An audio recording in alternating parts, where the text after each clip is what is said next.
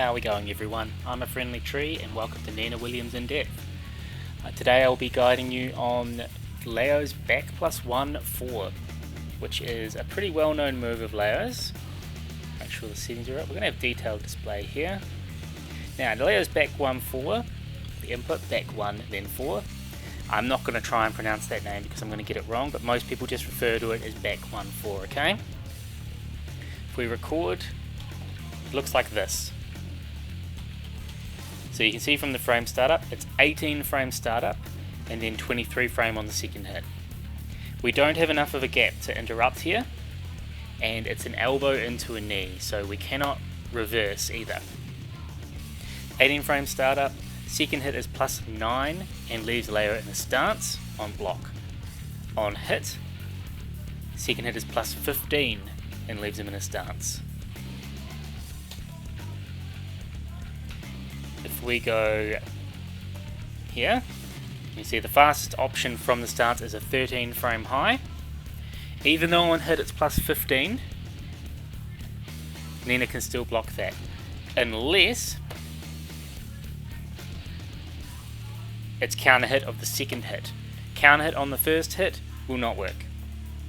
That gives you an idea of how that move works. The first move on its own used to be a counter hit launcher, but now it's not so useful on its own, so you don't really see this on its own. You can see it's -12 on block, so punishable on block. +1 on hit, nothing from that. +1 on counter hit as well. So not very good as an 18 frame move. People don't use it on its own. It's all about back 1/4. Because it leaves Leo in K and K stance, it approaches very quickly. It's a very common way that Leo players approach in a match. It's the same as forward 4, by the way, so it's just a way to get in and do a forward 4. And certain characters have a lot more trouble getting around this move than others. What about tracking? So if we jab, sidestep left, it does follow. It's pretty inconsistent with following though. I'd still say sidestep left this move, and then you can get a big reward. Yeah. It's also quite linear, so you can step it sidestep right, but you see they're not back turned. And if you try and punish there, you might get hit by the second hit. Yeah. But it is an option you can do. So you can sidestep it both ways if you know it's coming. So that's a pretty gaping weakness. Although at range, it's going to be more difficult to sidestep. So you might have to side walk it. But yeah, if you think it's coming, you can go either direction. So you don't have to have a set way to step this move. So if you think they're using it as an approach tool too often, you can sidestep or side walk to try and get around it. Of course, Leo has other options that can be beat in there. But yes. It's also commonly used as a combo filler by Leo. So for example, that's a common Leo bread and butter. Also at the wall, you'll often see people do that as their wall hit, or even that as their wall hit. So it's a pretty key move to a lot of Leo's gameplay. Move itself, second hit, like I said, you can't do anything to interrupt it. Some characters have evasive moves that can go around it. Unfortunately, Nina's not one of them. I think near the wall her back 1 works, but most characters that can get around it, they use a move that evades to sidestep left. So sidestep right +2 doesn't work, sidestep left +2 won't work either. No move will really work consistently. Near the wall it's a bit different. Near the wall Nina can just sidestep left it quite easily, but in the open it's very hard to just sidestep left. Unless you use the sidestep the sidestep animation cancel, as I call it. So what you do is if you do a sidestep and then tap down during the sidestep, you can step this consistently. Now consistently is probably not the right word here. You can step this quite easily on the player 1 side and launch it quite easily, but if you go on the player 2 side, it's really hard.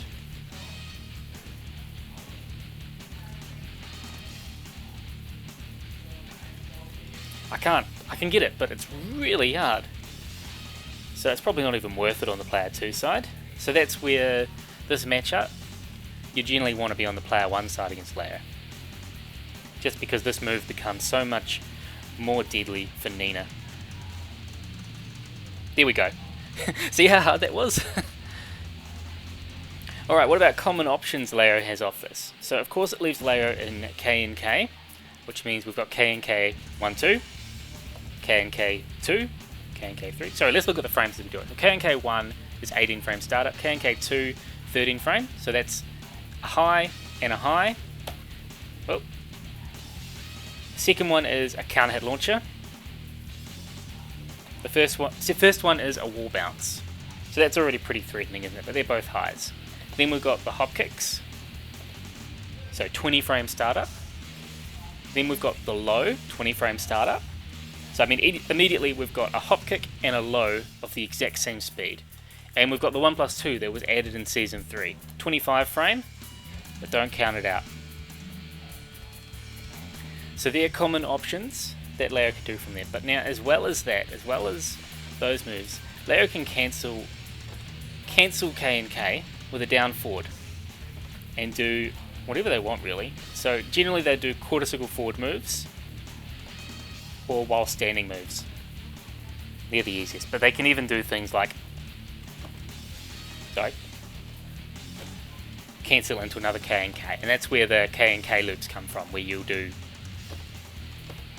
like that kind of stuff. So Leo's got a pretty big opportunity, well, it's a pretty scary mix-up really. And because on hit you're at plus 15, you've got to be intimidated by that 13 frame, even on block when he's at plus 9. So there's a 4 frame gap there, so there's nothing you can really do beyond make a hard read against that duck a lot of the time, if you get put into this position. And then if you're making a hard read, without them having to even do much, they've got a 20 frame low and 20 frame mid, and they can change the timing of it. They don't have to do it instantly. So it's a pretty intimidating stance. Put on top of that, if you find a way around all of those, Leo can suddenly do a ton of other moves that are very threatening from it. So they're common options of what Leo can do from back 1-4 into K and K. So what can Nina do about this?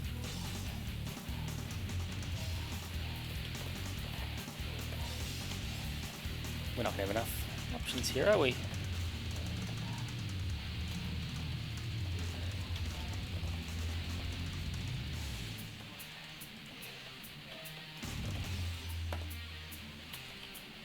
Alright, so in an ideal world, what we want to do is we don't even want to get into this situation. We want to avoid it as much as possible. So keep moving when you're in neutral, keep moving from their pressure and being ready for this kind of thing. But at the same time, you've got to be threatened by other options that Leo has, because Leo is not just a one-tool character, as much as it may seem like it at times, with how much people talk about back 1-4. But if we can't step it, if we can't punish them for it, or do something like that, you've got to try and step the second hit, and do what you can to punish there. Oh. Near the wall, it's easy to step, like I said. Okay, if we can't step that though, if we end up in the K and K mix-up, Nina's best option is to backsway. And that's the one move that will beat it, from K and K. Yep, okay. So you can see we're not getting a huge reward from this, and we get hit by that. Come on, show me some of the other options.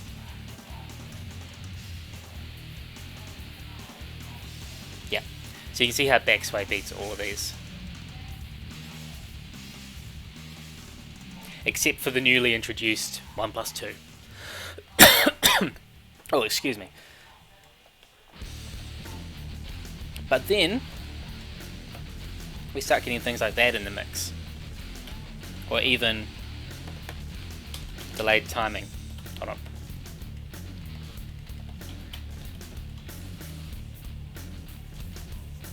And a backsway gets hit by the low.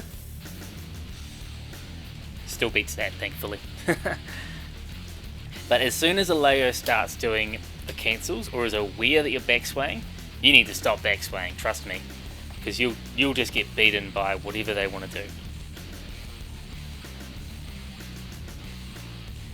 And in this case, you've got to look at other options. As we can see, stepping doesn't work too well there.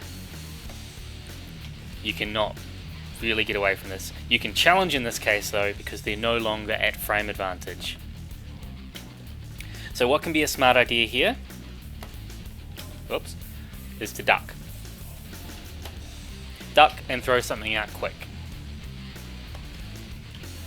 You're not going to beat everything, but it's probably a good option there. Or make a hard read on what they're going to do. For example, if Leo throws that out, now they're not going to do it.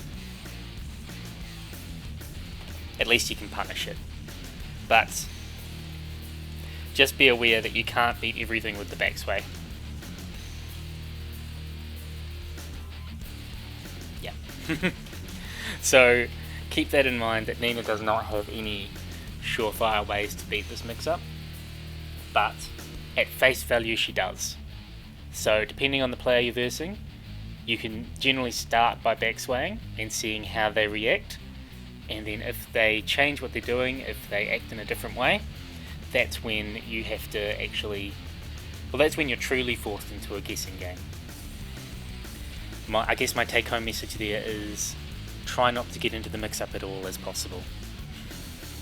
Alright, so in summary, Leo's back 1-4 is a good approach tool, 18 frame startup.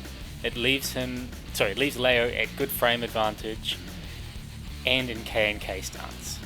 It can be used in combos, and Nina does not have the most effective tools to handle it. But at face value, her backsway can beat a lot of the K&K options when you're put into this mix-up. Later on, if the opponent's cancelling K&K, then the mix-up becomes a lot more threatening for you. So you need to be aware of what your opponent's going to do. You need to be aware of their level of Yomi when it comes to Tekken. But backswaying is a good option to start with. How do you guys deal with this move?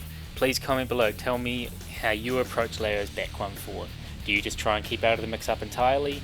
Do you just stand block? Do you challenge it? Let me know what you find most effective against the Leos that you verse. Thanks everyone. I'll catch you next time. You win. What's done is done.